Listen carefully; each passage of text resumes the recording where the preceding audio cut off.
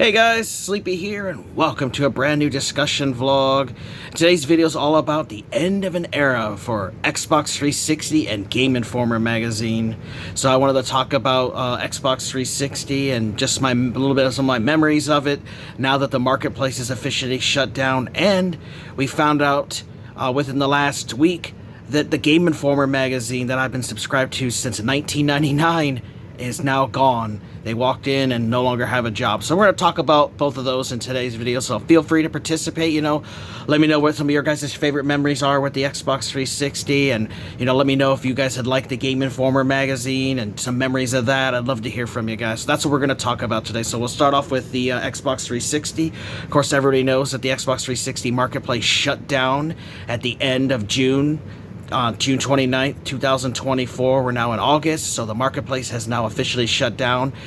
And it actually shut down about 1 p.m. Eastern time. I just got home. I was logging on to the Xbox 360. The store was working for a few minutes, and then literally my console needed to restart, and it restarted, and the marketplace was gone. They had changed the interface a little bit to just pretty shitty and bland, and people made videos of it. Now you can see the old old setup of the Xbox 360 user interface. If you don't log into Xbox Live at all, you can actually see more of the tabs, but when you do log in, you only see a couple tabs. It's real basic. There's nothing exciting about it. And it was really like, wow, it really is gone. Like, man, this is an end of an era. I love the Xbox 360 because I picked it up November 22nd, 2005 launch night at GameStop. I was I had a couple of people who showed up for it. There was only 20 pre-orders. Thank God I was on the list, and I was guaranteed to get one. And I've loved the console ever since. I did have my very first one get the Red Ring of Death, which my brother actually fixed it for me, which was pretty cool. So I still have that one, but it's a really old model. It doesn't even have HDMI because they didn't have HDMI at that time. So I don't really use it. It's just literally sitting in a box now. And then I had another fat model that had the HDMI port on it, and I was using that one for many years. And my dad came with my mom to visit me when I had my it was like my second apartment. Or third, second or third? No, third. It was my third apartment I was on to. And I had it just sitting on a plastic tub, and the console was there in front of the TV, kind of stretched out a bit, just me. I really shouldn't have put it there. I was playing a game. My mom was watching it because she used to like watching me play games. She still does occasionally. Come over and watch. And my dad was walking by and accidentally kicked the console, and it fell down, and it hit hard, and the disc was in there spinning around. Luckily, the disc didn't end up getting damaged, but the console just wasn't working right. And so my dad actually felt bad, and so we went out to Walmart, and he bought me a replacement arcade unit, because I told him I didn't need a whole console with the hard drive and everything. I told him, I already have a hard drive. You literally just plug those in, and so I was able to get a plug-in. So that was my third fat Xbox 360, and that's the one that I used for many years. And I bought a faceplate and a skin pack of Gears of War 1. If you guys remember, Gears of War and other companies had various skins that you could get for the Xbox 360s. It was started with like the original Xbox and PlayStation 2s and stuff, but you could customize your consoles that way. And so I got a Gears of War 1 skin that I still have on it. One side actually fell off just from over the years. The adhesive started coming up, and one side was Marcus and the other side was Dominic, but the Dominic side fell off because it just got old, and the faceplate's still on it, but it's a little beat up. I actually found one of those sealed, and I actually have that sitting up in my closet because I just thought it'd be a kind of neat piece. And that was something that was really cool, and it's such like an identity thing for the original Xbox 360 was you could change the faceplates, and you had the different themes you can get. And of course, we all remember the Blades dashboard, which I really loved, and they've had some good UIs, but the latest one was just really boring, and a lot of people didn't really like it because they wanted to match like the Xbox One stuff, and a lot of people wish we could revert to it. And of course, the newest one now with the marketplace shutdown is the most basic and boring of all, but at the same time, it's very user-friendly. It's basically just, here's your games you own, here's how to get to the content you own, how to play games, I can understand that they just didn't want it to be fancy. They basically wanted it to be, it's a legacy console now. They just wanted to, like, you pop in the game, You can play it, you can get to your content, here's how you can re-download your stuff, that kind of thing. So I can understand why it's a real basic one, but they could have done something really special for, like a wonderful theme or something, a goodbye, almost, 19 years of Xbox 360. I really wish they would have done like a big celebration for it. Maybe they will next year for the 20th anniversary. Maybe they'll do something special. It is Microsoft. Who the hell knows what those fucks will decide to do, but it really is just like an end of era, and man, I've had a lot of fun with that console, and I've been playing it every year since then. I've really enjoyed the backwards compatibility on my Xbox One, and then when I got my Series X last year for my brother, I really did enjoyed playing those games upscaled on there, and it's just really awesome that some of these Xbox 360 games are still living on modern consoles. And there's been a lot of people talking about, the Xbox 360 has been so popular this year, and some people can't understand why. And the real big reason is Microsoft themselves.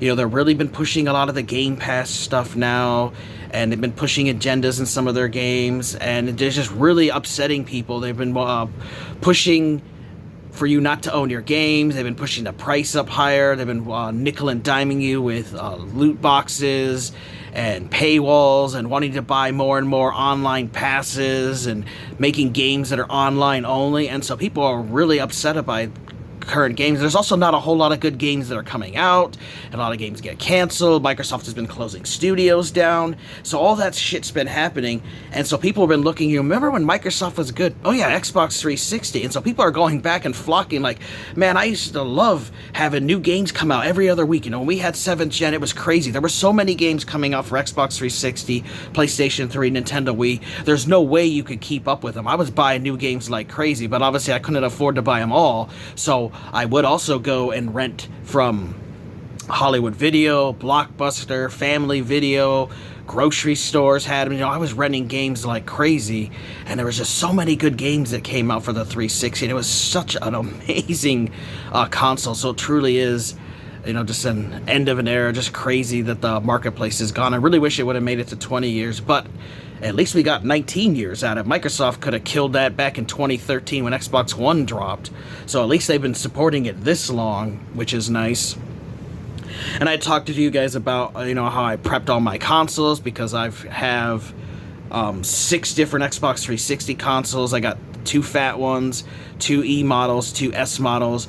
They're all packed up, cleaned, ready to go. I spent several days in July downloading my content, and then after the marketplace shut down in the beginning of this month, I actually was downloading other stuff that I did not have backed up on those hard drives, because they were maxed out. 250 gig and 120 gig were both maxed out with content, so I was starting to download stuff onto my other 250 gig. I was installing a bunch of the demos I had, and a bunch of the digital games that I had bought over the years that I completely forgot. It took me about a half hour, no joke, to scroll through my buying history, because Microsoft gave a lot of free games away for Xbox Live games with gold, so I have a bunch of those that weren't installed. I would download, just click on it so I would own it, and then I would never download it. Well, I decided to go through those and download a bunch, and of course a lot of you guys know that the Xbox 360s, the download speeds on those are kind of slow, plus there has been a lot of people online downloading stuff, so it took several days of work to get all that digital content backed up on my consoles. And so everything is now backed up for me, ready to go. I have all the content. It was amazing. And just going through and seeing DLCs I forgot about for games, and be like, oh yeah, I forgot I bought that. Oh yeah, I got that. Oh yeah, I remember this. Completely forgot I owned this game. And so it was just a nice trip down memory lane, scrolling through my history of download stuff, because that's 19 years of save files, and just it was a lot of work, but it was worth it. Just brought up the memories of me, and I just loved the console. One of the biggest things too I love was the controller. So here's one of the original ones with the white one. I actually got this at a thrift store for like $2 or something a few years ago, and it still had the stickers on it, and I just left them on there because it just reminded me when I got mine brand new, because it looks like it's brand new, and I've been actually using this. It's really good. I just loved how comfortable the controller felt in your hand. I loved how they came out with multiple different colors of this. The button layout, I loved it. The triggers, the bumper buttons, the sticks being offset. Always loved this more than the PlayStation controller. The D-pad was when they first came out, but that they rectified that with this new transforming D-pad mode, where you could literally transform it like that, or you could switch it back like that. And I always kept it where it's like this. This really felt good, and I like this black and silver color scheme. The battery pack is supposed to be black, but I have a white one on there. But the controller, it felt great. I mean, that's the most important thing after like a console's graphic capabilities and power and everything, is the controller itself. You know, is it fun to use the controller to play games on? And I can tell you that this is one of the most comfortable controllers I've ever used in my life. And I'm glad that Microsoft stuck to this design. You know, this design came about with the original Xbox for the S model controller, and then they improved it for 360, and then Xbox One and Series X got a lot better as far as features on it. But I really do love the 360 controller because it does feel very comfortable in your hands. And then I also have some games here. Just wanted to talk about a few. You know, I could go on for freaking hours if if I'm truthful about games I love playing, but I just got a few here. Wanted to talk about, like, put in hundreds of hours into this game, The Elder Scrolls 4 Oblivion. This is the collector's edition that I pre-ordered from GameStop, and this came with some really cool stuff. It came with a bonus DVD, an Imperial Septum coin. It came with a pocket guide. It's a 112-page guide to every aspect of the game and the world. And I loved this game. I bought all the DLC for this game. That was cool that they added everything for it. I did practically everything you could do in this game and just had a lot of fun with it. The Shivering Isles, the Knights of the Nine, the Wizard Tower, there was that razor weapon. I even bought the horse armor this year just because that whole controversy when it came out, you know, they're like, you're charging us like $2 for horse armor? People were fucking pissed by that. It is kind of stupid, but I had to buy it just for that simple fact. Like, I really needed armor for the horse, but I just had to get it because it was so iconic with how pissed off people were about DLC at the time. So, fantastic game, just tons of memories. One of my favorite games, right after Morrowind. This is my second favorite game in the Elder Scrolls series. Here's another wonderful game, Time Shift. This was a cool first-person shooter with time mechanics and stuff. This one actually came with a bonus DVD, which is really cool. It's behind-the-scenes DVD of Time Shift Chronicles, about them making it. That kind of stuff was kind of neat. Just bought this at a game store when I was looking for Time Shift, and I saw they had 2 copies, and I got this behind-the-scenes version because I thought it'd be cool, because I love watching videos about how they made the game and what went into it, and hear the stories of the developers and their love of the project and stuff. I love that kind of stuff, so it's great having experiences like this. And I really love this first-person shooter. I'm a huge first-person shooter fan, and I love the time mechanics and being able to alter time and pause it and rewind. It was really cool, a really good concept for a game. Another game I remember getting, which I got the collector's edition of this, and I put in tons of hours into this to multiple characters, and that is Dragon Age Origins. This is the Ultimate Edition that has all the DLC, but I had bought the DLC, but this is a backup for it. I also played the standalone expansion, Dragon Age Awakening, which is like another 40 hours. I put a couple hundred hours into this, playing several characters, and I absolutely loved this game. It was really fun. This is definitely the best game in the Dragon Age series of the 3 that were released for the Xbox 360. This is definitely the best one. Number 2 I enjoyed was kind of a letdown compared to all the content that you had in this one. They kind of dropped the ball in there, but it was still a decent one. But I loved this one. It was my favorite in the series. Oh, here's another classic, the Orange Box. Love this thing. You have Half-Life 2, Half-Life 2 Episode 1, and Half-Life 2 Episode 2. We never got that fabled Half-Life 2 Episode 3. It ended with a cliffhanger. Loved that game. It was really awesome. Portal. Man, that was cool, playing Portal at the time, you know, coming up with the puzzles and figuring out ways to get around obstacles. I really loved it. And then they came out with Portal 2, was even better and improved upon it. I loved Portal. And then Team Fortress 2, back in the day when I played my multiplayer, it was fun battling people. Nowadays, I'm not really into it, but this was a classic compilation of games. So awesome, worth the price. Here's another great first-person shooter that I'm so glad people have been talking about recently, is Singularity. This is really cool. You fight the past. It deals with time mechanics as well. Really awesome. Has 2 different endings. I had a lot of fun with this first-person shooter. It's amazing. We'll talk more in depth in this in one of my Sleepy's Essential Xbox 360 videos coming up here in the future, so we'll talk more about that one. Another game here, a horror game. I loved the original versions of these that were on TurboGrafx and the Genesis, but that was Splatterhouse, which you can actually unlock. And this was a super bloody and violent game. Not the easiest at times, but it had a fair challenge, and I did manage to beat this. Loved this game. It was really awesome. I do want to play it again. The character actually has a girlfriend in it, which you can get her nude photos in the game if you fight them and unlock them. So it's definitely not a game for kids. But I love this over-the-top gore and action. It was a really fun hack-and-slash title. Really awesome.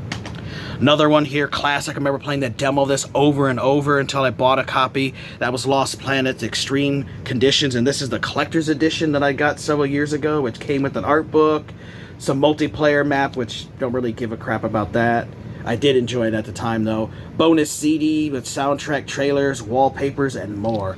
This was a really cool game when it came out, and that's what I missed, too. It was Xbox 360. It used to release demos all the time, so you could test out games before they came out, and they got you hyped up to play the actual game. And this one was really cool, dealing with this cold planet and mechs and stuff, and fighting alien creatures, and you had to find warmth and ammo, and fighting bosses and stuff. I never did beat this game, so this is on my bucket list to eventually beat. I'm going to start it all over again and beat it from start to finish at some point. But I had a lot of fun with this. I played that demo like 20 times. That's how much I loved it. It was so awesome. Another game here that I actually beat last year, and I had beat it previously when I got it. That was a game called Jurassic the Hunted. It's a really cool game, kind of like Turok. It was really fun. I showed it in one of my weekly gaming playlist episodes. So you guys look at my playlist, you can see it, and I share my thoughts on it. But I really enjoyed it. It was really fun fighting dinosaurs in a first-person shooter. It was done really well.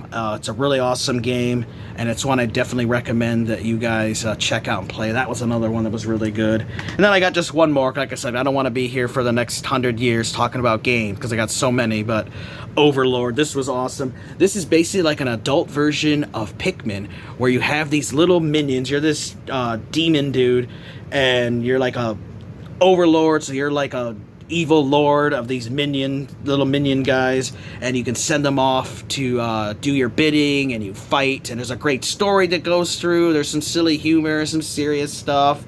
It was really fun. There's also an Overlord 2. I actually played the demo of this when it first came out. That's what made me love it. And then I bought it and actually beat it.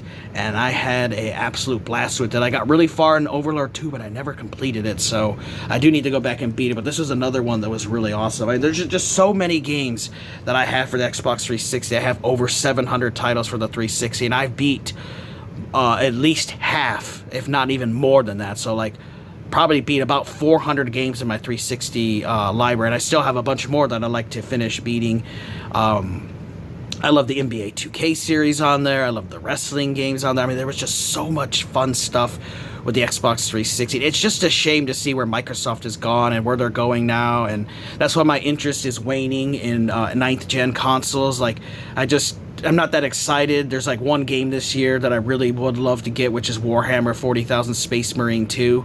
But otherwise, I'm not really that excited for modern gaming. So, you know, it is what it is. It's just a shame, really is, with how we are. But that's would be for a different video. But man, Xbox 360, Microsoft really peaked. I love the Xbox Live, being connected with other users around the world. You know, they took what was great on the original Xbox and they dialed it up and made it even better. So you were able to play with friends across the world. And I remember playing Halo 2 and Gears of War 3, Gears of War 2, Gears of War 1. I remember playing all those games online and multiplayer. Remember playing games co-op with my brother, like Sacred 2, and I just had an amazing time over the years with Xbox 360, and it's just a shame that the marketplace is shut down. However, you know, as people like seem like, oh, the console's dead now, remember, all these physical copies are still available out there. They're everywhere. I still run into them all the time at thrift stores. I still run into them at flea markets, yard sales, game stores, online. You know, you're still going to run into the physical copies of game. That's the nice thing about physicals. You don't have to worry about it being gone forever. And they still have the updates for now. We don't know how long that's going to last. But luckily, most of these games are playable off the disc. There's a couple, that a handful or so, that maybe need a day one patch to work properly, but a majority of the games will work right off the disc. If you don't have the DLC, it's not the end of the world. There are a couple games that they hid endings and stuff in DLC because it wasn't ready when the game was launched, so they put it off as DLC. Sometimes it was free, sometimes they charged you, so there was some controversy with that. But a majority of them will work completely offline, and you can just pop them into your console and enjoy them right off the disc. You can even install them onto your hard drive if you want to, which is a cool feature. But remember, they're still out there for you to play, so, you know, it is an end of an era for the marketplace, but you can still enjoy all these games that are done physically out there, so make sure, you know, you can still go and get them. It's not like the marketplace shut down, all the games dried up or anything. I know some of the prices have gone up, but a lot of the prices are starting to settle back down, and there's still massive amount of games that are dirt cheap, as not every single 360 game was going up in price. Just those little niche titles, those special, your Autobahn Polizzi titles, and your Operation Darkness, you know, those specific titles. There's a couple, maybe like 20 of those games that really flew up in price, Fatal Inertias and stuff. But a majority of the amazing games, your Halo, your Gears of War, your Forzas, your sports games, adventure games, first-person shooters, all of those are super dirt cheap, and you can still find them easily. So, man, Xbox 360 is just years and years of memories for me, and I'm going to continue to play that console until the day I die. I just love it that much. I want to get through all the games in my library. I've been playing a lot of them this year, too, so it's been really fun going back and replaying some old classics and discovering new games that I never got a chance to play when they were new back in the day. So I've had a lot of fun with that stuff. So, alright guys, give me a second here, and then we're going to be talking about the Game Informer magazine. Alright friends, and now we're going to talk about Game Informer magazine, as it's a magazine I've been subscribed to the longest of anything. I actually subscribed to it in January of the year 2000. And I don't remember if it was at FuncoLand, because they were still around in the early 2000s, or it was GameStop, EB Games. One of the game stores helped get me signed up for Game Informer, and I kept renewing it, and then GameStop and EB Games obviously had it later on when all those stores changed to those, and they still were partnered with Game Informer. And I remember EB Games, I think, might have had its own magazine before they were merged with GameStop that I got those as well. But man, Game Informer, what a classic. This is actually the second to last issue. Issue 367 is their final issue. And I remember last week a buddy had told me, hey dude, did you see the news? The Game Informer's gone. And I was thinking he was talking about like the physical magazine, because they'd been talking about getting rid of it for a while, and that they were deciding, you know, oh, well, they decided to keep it, as far as I knew, because people were complaining that they still wanted a physical magazine to read. You know, I didn't like that digital crap. I like to have my physical magazine I can hold in my hand and read. And he's like, no dude, it's completely gone. And so I looked at the news, and the staff and everybody just literally went into one day work last Friday and were told it's closed. GameStop closed the studio down. It's gone. Everybody's out of a job. And now all of those employees are now looking to get jobs and putting their resumes out there. And it's just gone, an end of an era. You know, gaming magazines are almost all non-existent, other than, you know, there's like that Retro Gamer magazine. There's a few like special niche magazines that they still make talking about games, but as far as like modern stuff goes, they've been really killed. And obviously it's because of the internet. I mean, you really don't need a magazine these days to get your news about video games, but man, back in the day before we had internet, video game magazines like Game Informer, EGM, the official Xbox magazine, Nintendo Powers. That's how we got our news as a kid when games would come out, because, you know, there were commercials for some games, but sometimes you only found out about them through these magazine articles. And what I did love too about the various gaming magazines is, you know, sometimes you got previews of games, and sometimes they would talk about games like that StarCraft Ghost game that never came out. And I always enjoyed Game Informer, and I always loved because it was really cheap too. I think it was ended up being like, it was a lot of the years, it was like $10 for 12 issues. I really liked the old version of Game Informer. It was a bigger magazine because they had more paper space, but eventually they slimmed it down to a standard magazine size. Just sad to hear that it got shut down after all these years.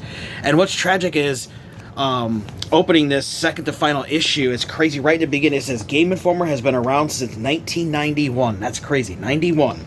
Keep us around for another 30 years. Like, I don't think they realized, you know, how close they were to getting shut down. And it said, like what we do, we need your support. Subscribe to get 10 print issues of the magazine for only $19.91. After COVID, they stopped having 12 issues a year and went down to just 10. But that's just really shame, and really crazy to see that they had this in the second to last issue. That obviously somebody there in the place was worried that they were going to lose their jobs, but they were thinking maybe like they were going to get some notice, like they could do a final farewell issue or something. They didn't give them shit to do that or anything. It's literally, you guys are out of a job. And they had said they were 70% done with the next issue 368, and they didn't get to finish it. It's such a shame. And then I heard that the website pretty much got purged, and they took all the stuff that was on it. You used to be able to order the old magazines, and you could go through and look at the covers and stuff. I haven't explored the website since it's been since they shut down, but that's what I was hearing from other people, is that that they kind of gutted it, and it's like all that content is gone. It's just a shame. Now, obviously, this magazine is not what it used to be in the glory days. I loved this when they were covering, because I remember giving some in the 90s, random issues I would buy at the grocery store, but I wasn't subscribed to it. But they talked about, the Super Nintendo, the Genesis and PlayStation, and I really loved it when they talked about the Xbox 360 games and PS3 days, even the early Xbox One days. And then, some of the stuff's been fun in modern days. These are great to read on the toilet or to have around, but it was always fun just to check out previews and stuff. And I always enjoyed getting these magazines because I would get it with my GameStop membership, and so I'd have my $5 a month to go with that, and the trade-in bonuses and stuff. So I just enjoyed having that, but I mostly got it for the magazines, because I was just like reading them. It's just fun being able to read in print and look about different magazine games in there. Just really cool. I haven't checked out recently some of these new issues, but, talking about some different games in there. But it's just a shame that the magazine got shut down the way it is. They should have let them at least release one final issue, a great thing. Like, we've been around since 1991. We have almost 400 issues. Let us do a special send-off issue for everybody who spent years supporting the magazine, like I did and other people did. They should have been allowed to do a final farewell. It's just kind of shitty. You come in one day and find you don't have a job. But, I mean, that's how it's been for the last 20 years. A lot of people walk in and to their job one day and just find out, oh, you're out of a job. You got to be out by Friday. Here you go. Or you got to be out by 3 o'clock today. Get your stuff and get your shit and get the fuck out. You're gone.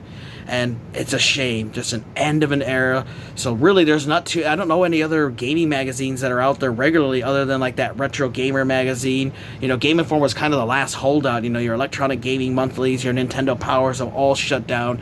Obviously the internet killed it. I mean, you can get your news instantly. You can go on YouTube, Instagram, Twitter, and get all your news about video games.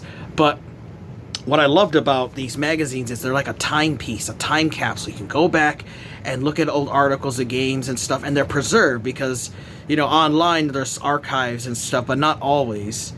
And you have to go online to read them, and I don't enjoy reading the magazines. I tried it digitally on my phone. It's just not the same, There's nothing beats. It's the same thing with a book. You can't beat holding something in your hand to read it and flipping through the pages and checking out the cool artwork and reading the stuff. I used to love the fan stuff. Fans would send in letters and they would talk about games, and the staff would give their opinions on things, and sometimes they would do some funny things, like they had this Game Enforcer, they would call it sometime, and they would do joke titles like Call of Booty or something, just whatever weird silly stuff they would come out. They sometimes had issues of that little fake magazine within the magazine itself. And so, like I said, it's just a time capsule. I can go back and read these old game magazines about an old game, and sometimes you would read stuff about games that got canceled and information about them that looked really cool. And there's so many games that I forgot about that have been canceled. But, like, I remember that StarCraft Ghost one everyone was so excited for, and then it just got canceled and went to the obscure of time. But, man, it's just crazy to see another thing that I really enjoyed going the wayside. I mean, they didn't even get to keep being digital, because they did have a digital version, but obviously their downfall is the internet. And why would you want to pay somebody money for a digital content like news that you can get for free about the newest game? Like, this is the making of Hades 2. Like, do you really need to pay somebody $20 a year to access digital content? I mean, it's the same thing with like these modern newspapers. you know, they want you to subscribe to the newspaper digitally and pay them money. It's like, well, why do I want to pay you when I can get my news for free from Google or wherever I go? Well, it's the same thing with magazines. You know, that's why you're seeing them dying. I mean, there's still a whole bunch out there, but there's none really that I know that are gaming related. But man, it's crazy. It's 24 years I've been subscribed to Game Informer, and it's finally come to an end, just like the Xbox 360 has come to an end. And sadly, I see my time with modern gaming coming to an end here within the next 10 years or less, with the way they just keep pushing this online-only gaming and going away from digital. I mean, that's going to be just a end of an era. When we eventually do get to 100% digital only and no physical copies, that's going to be a sad time for me as a gamer. But the wonderful thing is I have built up a massive collection behind me. I've got a bunch. I have a few thousand different magazines in my collection, from Game Informer to the Xbox magazine, EGM, Nintendo Power, which I'm actually working on a complete Nintendo Power set. I have less than, I think, like 70 issues to get for that. I just love reading these old magazines, and it's just a shame that they are now gone. And I really am going to miss Game Informer. I mean, I didn't read them as much as I used to, but they were still fun to occasionally read and check out some of the content. And like I said, I loved seeing the artwork submission from the various subscribers, and they would send them into Game Informer, and there was some really cool artwork and stuff, and they would have prizes and stuff they would give out. And then I loved their little Q&A where they would talk with developers. I loved when they would interact with the subscribers and people would talk about something they liked in a previous issue, and the staff would answer it, and the staff would give you their picks. And they've changed staff members in that 24-year time span, but it was just really fun magazine and just a blast from the past. And it just shows you where we are in the future. You know, everything's just going away. You know, your magazines are going away, your digital media is taking over, your physical stuff is going away, things are closing down, we don't have video stores anymore, and music stores are closing down. You know, just, man, just a shame, just an end of stuff and the end of an era. But I really loved Game Informer. It was just a shame to see it go. I really would have loved one final farewell issue or something with a throwback cover to maybe their, like Nintendo Power did, where they had a throwback to the very first issue. It would have been cool if they could have done a preview of all the different covers or something and had that in the magazine at the end, like here's what for issue 1 was to the current issue. You know, there's so many ideas I'm sure that they would have had to do for that final magazine. It could have been a great farewell and send-off, but you know, it's GameStop, fuck those assholes, they had to kill it off. But I can understand from a business standpoint that these magazines are just not profitable anymore when news is free. But it is an end of an era, and it's really a shame. So I'm gonna miss Game Informer. But hope you guys enjoyed this discussion vlog. You know, talk about the end of the Xbox 360. Great console, many memories. But remember, my friends, just because the marketplace is shut down, don't forget you can still buy these games physically. They're still out there. There's still thousands of them out there to find and play and enjoy. So you don't have to worry about everything is not gone. It's not the end of the world. You can still play and enjoy a lot of those games. And then we talked about Game Informer. The magazine's now shut down. Been around since 1991. Almost 400 issues of that magazine. Crazy to think that's how many are out there. And I've got them since January of 2000. So 24 years worth of magazines. End of an era for this stuff. But I'd love to hear your guys' thoughts. So, you know, let me know what are some of your memories with the Xbox 360. What is some of the stuff you guys had liked about it? And were you guys subscribed to Game Informer? You know, or did you guys get the membership from GameStop? And did you keep it active for the years? Or did you get rid of it? You know, what were your thoughts? Did you guys really like the magazine? Maybe you guys weren't a big fan of it. I know some friends of mine weren't big fans of Game Informer, so they never subscribed to it. I just enjoyed it because it was always cheap every year, like 20 bucks or something. This is what most it got up to. So it's an end, guys, but it's been a really good run there with the Xbox 360 and Game Informer. But I'd love to know your guys' thoughts on those, so let me know what you guys think of both of those topics. Alright, guys, thanks for watching. Take care. You guys have an amazing day, and Sleepy will see ya next time.